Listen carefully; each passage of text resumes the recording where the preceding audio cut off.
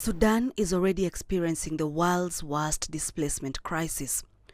Some 12 million people have been forced to flee their homes due to the ongoing civil war, while 2 million have sought safety in neighboring countries and overseas.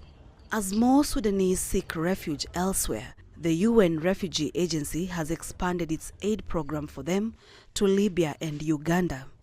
In Libya, we have registered 20,000 new arrivals from Sudan since the war broke out. They are primarily fleeing Darfur, and we understand that thousands more have arrived in Libya that are not registered and are in the east of the country.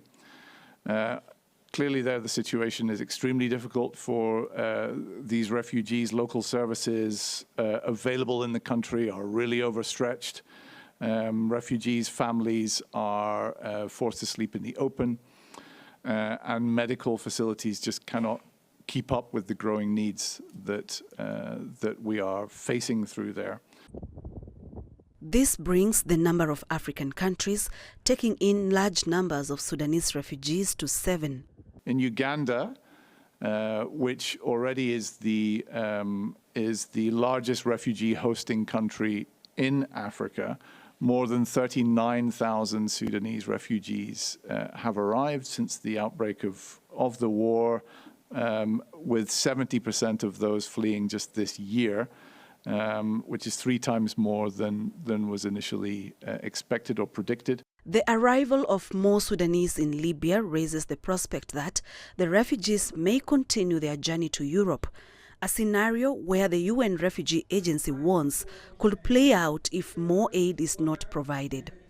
For Libya, refugees have been crossing really since the war began, but it's true that since October of last year, we saw a greater movement of people into Libya.